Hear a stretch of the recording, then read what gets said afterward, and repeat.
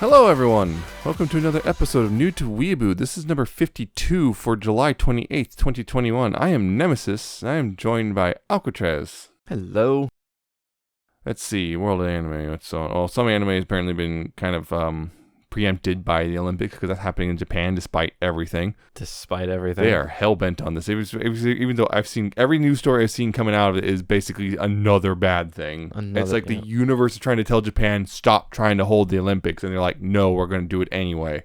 They delayed it by a year and they're not wanting to delay it anymore. Yep. And it's like, well, then you probably should have had a proper vaccine rollout for your country rather than just kind of still not doing it.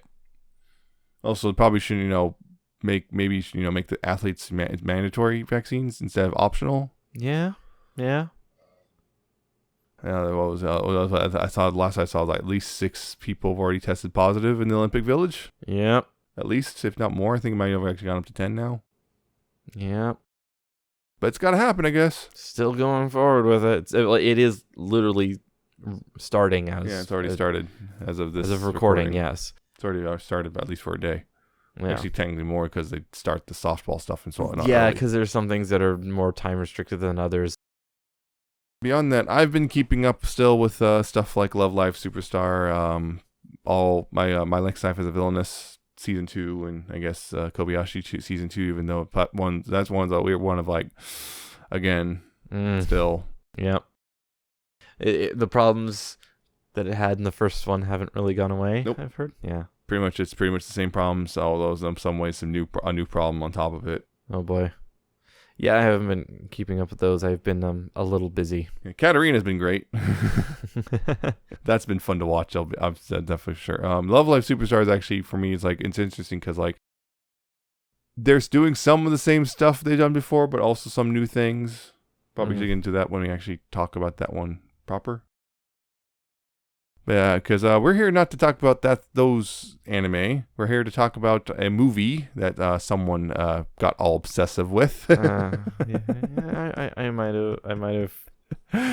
Came out about 5 years ago. Actually, we're actually almost at the actual 5th anniversary time. Nice, good timing, I guess. Totally didn't plan that. Your Name, aka Kimi no Na wa. Yes, Kimi no Na wa. Yeah, it's a movie, so not a series. It's not a series. It is a standalone movie. It's a standalone movie in which, a boy and a girl in high school wind up swapping bodies a lot until they suddenly don't, and then things start to unfold from there. And they find out why. Yep, all the whys and hows, or somewhat sort of how.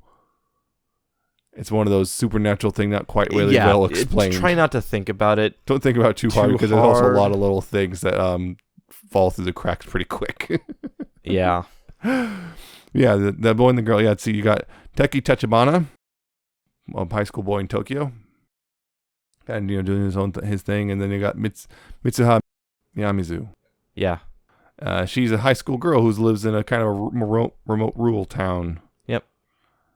All this stuff, and yeah, they're both kind of in their weird place in life, and they constantly swapping bodies, and then getting angry at each other, and then for various reasons. Stop messing with my life. Confusing everyone around them when they act different and don't seem to remember things, and so on and so forth. And then, yeah, there's an old thing about a comet. Yep. Which happens, and then suddenly they stop swapping. Huh. Weird. Oh, well. And, he tries to call her, and because, he has her number now, and, no phone. Doesn't go through. Whatever. Anyway, so he draws the landscape, because apparently he's studying to be an architect. Yep. He draws the landscape because he's from his memory, because apparently he never bothered to figure out, what town she lives in. That seems to be an important detail, but whatever. He finds out the town, and then he gets there, and it's just a crater. Yep. Literally, a crater. 2 craters, to be exact. Well, it was already a crater there. Well, it started out a crater. There was already a crater in a town built around the crater because now it's a lake. It's one of those things. Yep. And then now there's a new crater with no town. Or what's left of it. 3 years ago, the comet, a bunch of pieces broke off and became meteors and, destroyed the town. And, hundreds were dead, including, the girl that Mitsuha. Yep. Are dead. And, Oh no. Yep. So then what the heck happened there? What the hell? Yeah. And then he finds a way to force the swap again. Yep. By going to the the little shrine, I guess, in her town, because it's still there. Sort of. It's not the shrine. It's well, there's a shrine there. It's sort of the shrine, but it's not like the town's shrine. No, but it is a shrine. Yes. In the middle of a crater. Well, actually, I think it looks by the looks of it, it's middle volcano. Yeah. A dormant volcano, and drink some old rice wine or sake. Yeah. Which whatever. I think sake does translate to. Whatever. Then he jumps again and tries to save her, and I guess succeeds. In a way, yeah. It took a while and was a little roundabout sometimes, and didn't go exactly the way it was planned, but... And then the movie ends with them actually meeting again. Yep. Although it's weird because apparently somehow, for some reason, they forget each other's names because of reasons. Shut up. Because reasons. We'll get into that. I have things to say. You will probably, mostly because you're the one who pushed for this. I'm a little surprised you didn't have me talk about it, but okay. Yeah, okay. So you should take it away. I guess I'll take it away. Yes, like you alluded to earlier, I was rather obsessed about this. I'm actually the one who recommended this one to be watched. So I found it, even though I was late to finding it. This is apparently a really, really popular movie. It was really well liked and well loved at the time that it came out. I didn't know because, well, we hadn't been doing this podcast. I wasn't really paying attention to anime at the time. Yeah. At least I knew it was, but I wasn't really into things. I had heard of it. So yeah, the way I came across this was a bit weird. So I was playing VR chat. And I was randomly exploring worlds in VR chat, and I came across this one, just kind of weird one. It was kind of neat, but what caught my attention was music. Yep. There was this piano music that was really, really, really good. So I grabbed my phone and had it check what song it was, and it pulled up that it was a cover of a different song. It was a cover of a song from an anime. I was like, well, this cover is really, really good. And listen to the original song, it was really, really good. So I started looking further into the movie, read the plot.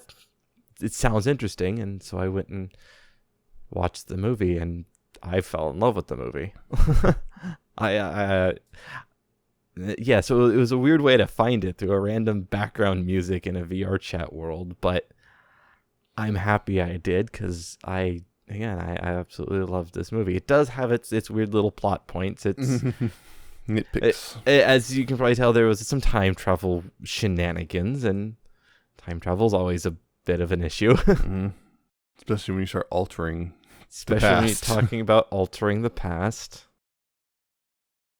I went in the synopsis, the public synopsis for the movie doesn't really give away the time travel aspect of it, but I was kind of spoiled because I was listening to the music and some of the lyrics mentioned time, and the plot, the synopsis talks about they find more than just distance is separating them. It's like, okay. So I kind of knew there was some time thing coming in, but I think one of the things, at least for me, I don't know if it did for you. No, it didn't, because you kind of joked about it at the beginning. The whole comet. I knew the comet was important, but the way they paced the movie, I kind of forgot about the opening scene with the comet coming down, and I forgot until near the end that was going to be it lands on them until it happens. So I was somewhat caught off guard with a quote-unquote twist. And I think the pacing did a pretty good job on hiding the fact that it should have been more obvious. It made me forget, right? Which is kind of an important plot point within the movie, forgetting things. A weird one, in my opinion. Right. So the way it's explained, it's like a dream. Yeah. It's like a dream, and how you tend to forget things shortly after waking from the dream. Yeah. And that's why.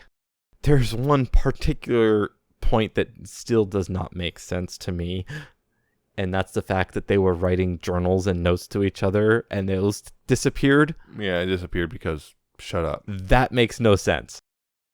I don't know. The only thing I can think of, it's magic. Yep. Because it's supernatural magic. So And apparently that is a thing. Notice a lot of these supernatural magic things can just give you a bit of a raw deal. Yeah, it's magic. I don't have to explain it. Just thinking about how stuff like Life is Strange, like, here, you get time travel powers. Wait, how dare you use those time travel powers? I'm going to destroy everything you love. Yeah. Yep. That sort of thing. It's like, although in this case, the time travel thing seems to be an ability passed down through Mitsuha's mom. yeah, and grandma. Yeah. And so on and so forth. Which it seems to be passed down maternally. Yeah. Because it is mentioned. They are shrine maidens. Yeah. It seems to be connected to the shrine and passed down maternally, because the grandma mentions that she used to have dreams, Mm-hmm. and her daughter also used to have those kind of dreams. Mm-hmm. So, and it seems to be connected. So the story, this whole town, Yeah. they have certain rituals with the shrine and their town's, what do they call that? The town god.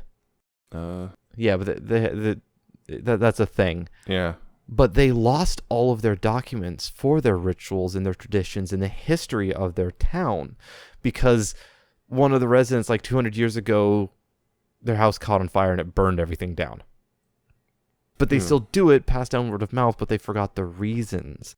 And it seems to imply that through the shrine maidens, it's attempting to keep these rituals going so that they can be saved. That's the way I'm getting it.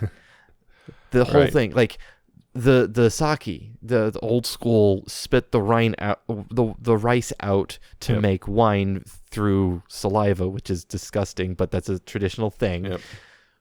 That was specifically done to place it for Taki to find and drink to allow him to bring it back to save the town. It's like, it also explains, because it was asked, why is the temple for the god so far away from the town? Well, they don't know. Everything was burned down. Well, it's to keep it out of the range of the comet. Yeah. It's not, when the comet hits, it doesn't get destroyed. All that stuff starts tying together, and the red thread of fate makes its appearance. It's a very core aspect. Once again, Mitsuha's hairband is literally the red thread of fate, and it's hard for me to explain exactly why. I've struggled trying to find the exact reason why I just fell in love with this movie, but the characters, I guess, just the characters, the interaction, how the story is played, it makes you think. It shows all these different pieces that all comes together, sort of. I mean, there's, again, the plot points and weird plot holes here and there. Like, why did everything disappear from the phone? Yeah. The fact that they never once asked each other what year it was, or looked at their phone and went, hey. Not until the end. Or like, this is an old phone, isn't it? Yeah, well, some people have 3-4+ year old phones. Yeah, the fact that they didn't really notice a 3-year difference, it's weird. Is a little weird, but it's... Way to pay attention, guys. They're 17-year-old high schoolers. They're not exactly the smartest. Way to pay attention, guys. But yeah, it's... I fell in love with it. Yeah. Curse it for making me root for a straight ship. Yeah. Unforgivable. It was interesting and good. And I kind of called a lot of stuff pretty quick. Did. Like I mentioned earlier, I know you did the whole Comet thing. You predicted that pretty quick. I like the Comet's connected, time travel. Yeah. Body swapping. I called a lot of it very quickly. Yeah. The body swapping, they make it pretty obvious pretty quick. But it's not like hidden. For a second, I thought it might be because the whole thing is like, why don't they just call each other or whatever? I thought maybe it was one of those weird things. I've seen this concept before with the whole two universes just kind of next to each other in such a way that you're kind of in phase with each other. So I've seen stuff like that or whatever. So I was like, I thought it might have been that, but I suppose that's kind of close to time travel. And the thing is like, okay, there's some reason they can't just meet each other or whatever, or talk to each other on the phone or anything. They just never tried, apparently. Yeah, it's like part of it. It's kind of, you can kind of explain with what they initially did, kind of find each other a little irritating. This whole thing, because each one is messing with their lives in weird ways. Like Taki just kind of sitting, just wide-legged in a skirt or whatever, or just acting weird, or the whole like kicking over a table, yep, and stuff like that. Or then Mitsuha in his body just, getting close to the senpai at work. Yep. And like doing stuff like stitching up her skirt when it was torn by a dick of a customer. Yep. And all that stuff. Just messing with each other's lives in ways that they weren't really happy with. And then eventually falling in love with each other despite, never actually meeting. Never actually But meeting. always leaving messages with each other. Like stuff like ground rules. Don't do that. Don't do this. Make sure to do this. Yep. They would leave each other notes in their phones or on actual paper or each other writing angry messages on each other's on their own face for the next person to see. Yeah. Stuff like that. So, yeah, it's visually, it's I did like it. It's just, I don't know. I did like it. It's definitely got some little problems here. There nothing I don't think really detracts from the movie overall too much. Visually it looks great as well. Lots of well done scenes here throughout the thing. There's a couple weird ones, like there was that one scene where just like it's the guy's supposed to be running forward and it's clear that he's just kind of sliding. Yeah, he's moonwalking. Yeah, didn't look great there. I think it was one of the few. Yeah, overall though, it looks really good. It's got some pretty nice visuals, particularly when Comet is in the air and everything. Yeah, this one it's a Makoto Shinkai film.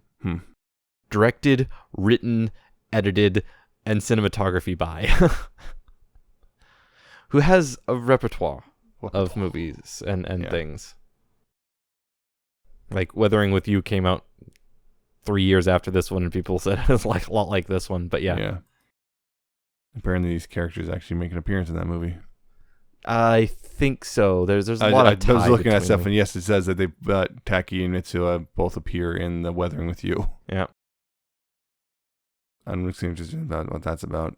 No, I think guess that would might imply just be that the two movies take place in the same universe. Possibly. I It don't might know. just be a reference. I haven't seen Weathering with You. I've heard a lot of people say the story follows a lot like Kimi no Na wa. Yeah. And then I say that's one of those, like, it's kind of a downside because it's really good, but it's like, you already made this movie. Yeah. What else was I getting? Let's see. Oh, there was the bit towards the end where actually Mitsuha actually went to Tokyo because like, okay, I'm going to meet this guy. Yep.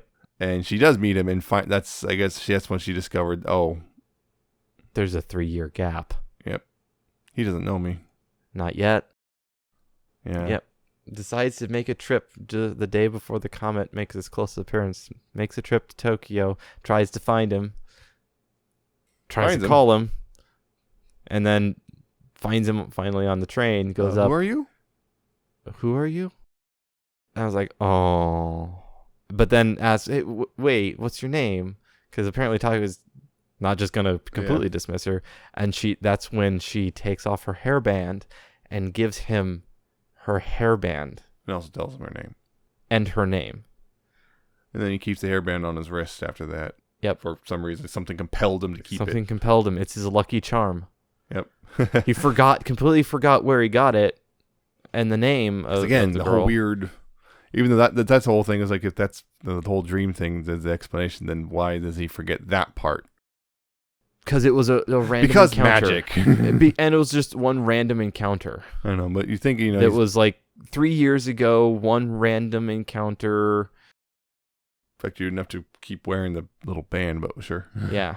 You can connect it to magic and stuff like that because it's like in a thing that's so tied frustrating. To, though. Yeah, it is frustrating. It's the biggest plot hole is the whole memory thing. Is memory so thing in the disappearing journal entries. Especially when that was the whole thing when he starts hunting, trying to find the town, and he finds it. Then he starts forgetting why he was even looking in the first place. Mm-hmm. Like, why was I doing this? How fast the memory thing seems to affect is not always consistent. Yep. And then both of them just knowing, like him going through life. We had that thing with like at the end of the movie, I guess the resolution and all that, post climax and all that stuff. It's like keeps talking about how he feels like he's missing something, searching for something or someone or whatever, and keeps almost catching it. And then finally, they literally walk by each other, and because that's the whole thing. They forgot each other, and then they pass by each other and get that weird. I know you? Yeah, they see each other. The very end one was they see each other on the train and make eye contact, which is actually the opening scene. Yeah. The big opening scene is literally the ending. But the pacing in the whole movie easily makes you forget the opening scene, which I think is kind of the point. But yeah, and then they go chase each other down, but then they see each other and it's like, now I'm embarrassed because I don't actually know you. Yeah. But then they're like, no, do I? And then they actually talk. And that's where the movie ends. Yeah, the end with them just finally about to tell each other each their names. Yep. I will say, word of God, they do end up together. Well, duh. Obviously, they end up getting married. Oh, yeah, they just got to come out and say, oh, no, actually, no, they just kind of moved on with their lives. Yeah. It's pretty obvious, but word of God did come out and confirm that. I mean, that's the implication, yes. I mean, I don't know why anyone would need that confirmed, because I guess some people just really the fandoms cannot. We're in. What happens with some of those people? In fact, it's just like... if it's not explicitly stated subtlety is dead. Yeah. Some people just won't catch it. Yeah, it was pretty good. I remember hearing about it way back when it was coming out in the first place, and I remember a lot of people just going nuts over it. I remember that. I remember hearing the hype about it, but I just never checked it out. I think it was just one of those things where like it was not on any streaming service, so right. I just never bothered checking out because like I'm not gonna go out and buy a movie I've never like this, and I didn't want to. Yeah, I didn't want to deal with any of that stuff. So it's like, I just kind of want to being one of those things in the back of my head of like someday maybe, but yeah. Yep. And one of those you don't want to spend the money on a movie that you might not like. That's the only way to get it. Especially since it's a straight couple. Especially because it's a straight ship. Yep. No, that's all you have to do for me. Just like, you can tell me the most cliche plot point. I go, yeah, whatever. And they say, but with lesbians. And I'll go, I am totally in. All right. I'll give you money right now. Yeah. So I have the Steelbook. Yeah, you do. So I bought this one. There are ways to watch it. Yep. Watch things. There are ways to watch it. I did watch it in other ways, and I was like, yeah, no, I'm buying this one. I absolutely loved it, and I got it on Steelbook. I didn't get like the really expensive big deluxe version that came with extra stuff. But yeah. Oh, I guess you're not a true fan then. Well, I had to stop myself from buying figures. Oh no. They have a set of figures. I do believe there were some Nendos made, but there was this one figure that was both of them. They're separate figures, but the bases connect. Oh, of course. And it looks like the cover art, or one standing on grass, the other one's on the pavement from the city, from Tokyo. Right. And they connect in that way, and and when you put the bases together, the figures are looking over their shoulders at each other, similar to the cover. Right. I almost bought some of those. Yeah, there's some things here and there like Mitsuha. There's some things I would say that implicate that Mitsuha might be bi or pan. Maybe more than that. I don't know. Remember in the beginning how she ran down the steps yelling that she wanted to be a boy in Tokyo, and then turns out she's actually been swapping with a boy in Tokyo. Yeah. I think that was like the day after the first swap. I think that's supposed to be the implication there was just supposed to be she's just really just sick of her life and she just wants to get as far away from it as possible, which includes changing genders, changing to the city. Yeah. There's no chance of being a maiden if she's a boy. Whether or not there's anything gender with her, I don't know. Doesn't seem like it, honestly, beyond that. That was that one line. But I do not for one moment believe she's 100% straight. Yeah. I mean, she really wanted to date that one, his the senpai at work. What was her name? Okudera. Yeah. Miki Okudera. Yeah. She just didn't seem genuinely disappointed when he gets to go on a date with her, not her. Yep. Although she did react weird, freaked out when she's like, "Why are you making it so girls are giving me love letters?" A girl confessed to me. What did you do? Yep. That sort of thing. Yeah, it was. Yeah, genuinely fun, and the music also was really good. I don't think I'm as enamored with it as you are, but it was really good. Yeah. Well, the music, for me, the music is the connecting point to this entire movie for me. So, yeah, Radwimps did most of the music for this. It was a combination of Radwimps for the big songs, and then some of the other stuff was done by some others. But yeah, Radwimps is the one primarily credited for the music. And I loved the music. Yeah. It's got the whole supernatural love story thing going on. Yep. Seen that sort of thing happen before. Also, there's one thing I want to talk about at some point, which definitely involves Red String of Fate, which also makes me angry. Red Thread of Fate. Yep. Yeah, there's one other thing. I did invokes that imagery heavily, and that makes me angry, and I'll get to that when we get to that. It's a common thing. I know. It's very common to basically Red String of Fate, particularly with romantic. It tends to be used for romantic connections. Not necessarily, but that tends where people tend to go with it. But I'll just say this other thing used it, and then I'll just say it made me angry what they did used it in way and then not the way it should have, or something like that. Oh, again, it's one of those. It's a discussion for another time. Okay. Yeah. Which we will have at some point. Depends on some things, including if something's ever brought back. A project which was kind of killed off might come back. Well, not killed off, just kind of indefinitely postponed because of various things. All right. But yeah, the Red Thread of Fate is a very common trope, especially in Japanese media. I think in American media, the concept exists, but we don't attribute it literally to a red thread. Yeah. One of the other places that keeps going to my mind, in a different form of red thread, Kill la Kill did it. In a very different form, but it was there. They still use that. They're connected via the red thread. Of course, they had literal red threads too, but that's what I mean by not necessarily romantic. Yeah, that was not.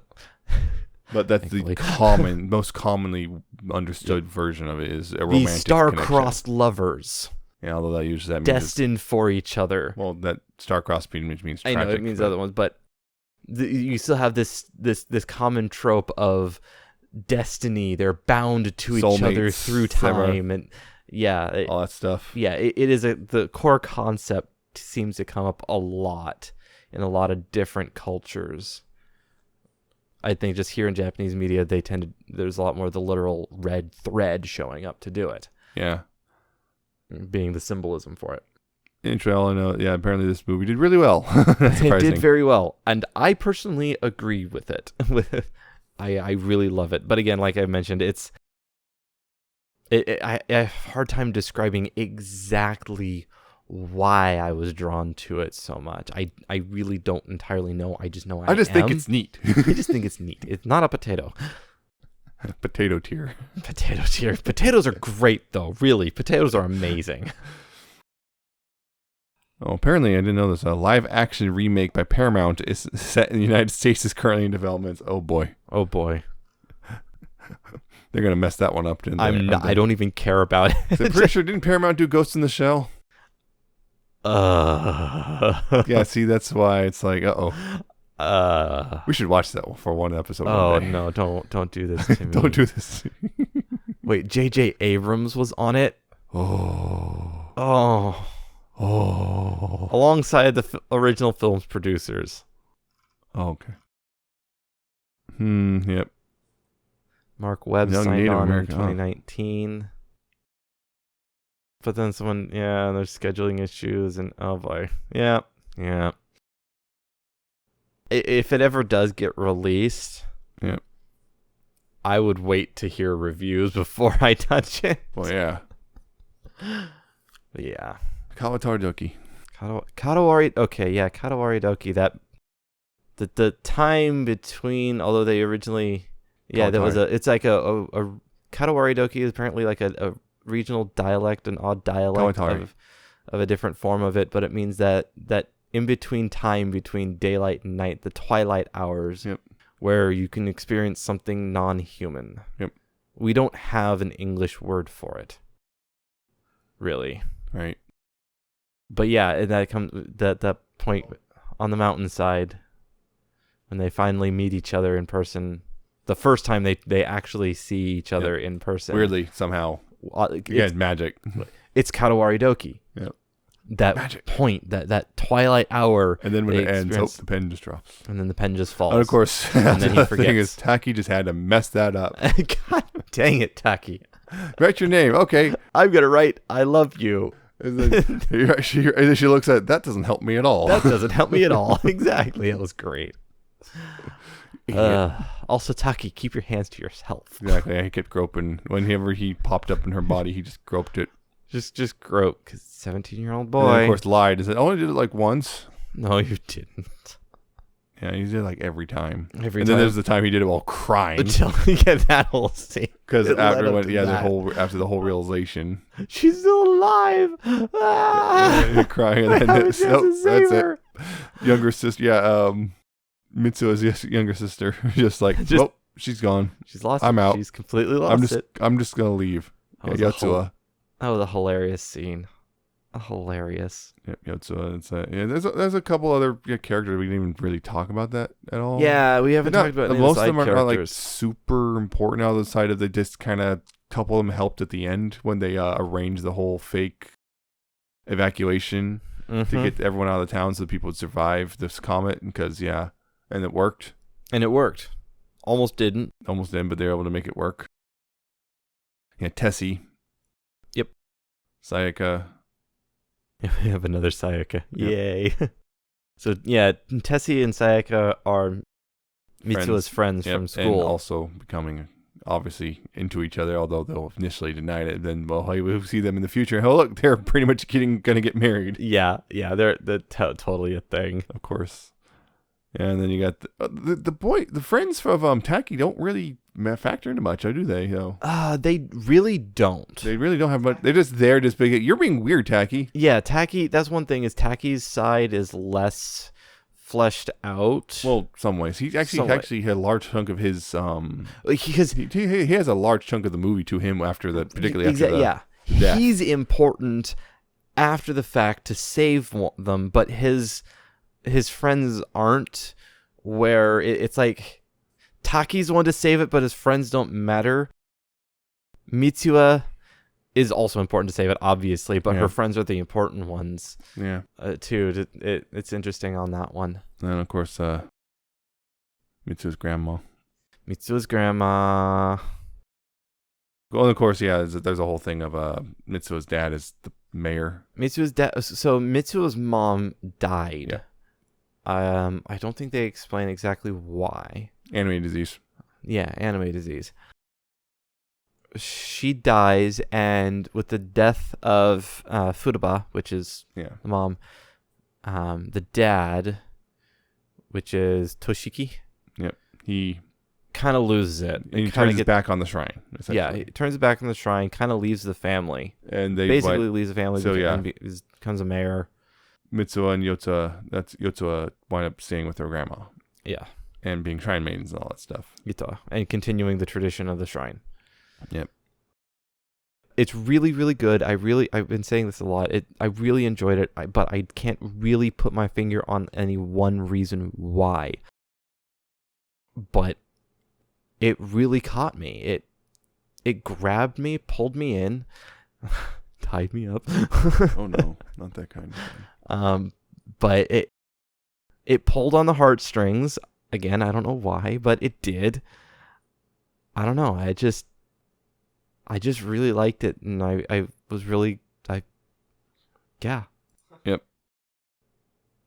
It's good. I personally would highly recommend going and watching it. Yeah, go ahead if you haven't already. I mean, it's been out for 5 years. It's been out for a massively popular anime movie. Yeah, and it takes place around 2013. 2013 and 2016. 2016, yeah. Because time travel. Yep. Time travel. Yeah. I guess that's it for this discussion. Yeah. Because I'll just start rambling. Yeah, it's a good movie. It's a good movie. Yeah, but if you like this, you can check out other episodes, past and future, at newtoweeaboo.libsyn.com. It's spelled LABSYN. If you want to, subscribe to the RSS feed there, or you can check out the links at the top of the page. There is, of course, Apple Podcasts, Google Podcasts, Spotify, YouTube, and not linked there, but it's Amazon Podcasts as well. Haha, Jeff, you don't get to be an astronaut. NASA said you don't get your wings because you didn't do anything. Yeah, so you can subscribe to any of those services or whatever. YouTube, you could also, you can like and comment as well.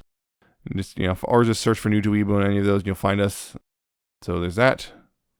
If you want to contact us, you do so via email, newtoweeboo@gmail.com. If you have questions or comments or suggestions for anime in the future. Did you watch Your Name? Did you like it? Or did you, I don't know, or you didn't like it? I don't know. But yeah. Let us know. Let us know things. And again, just suggestions are great. We'll take them.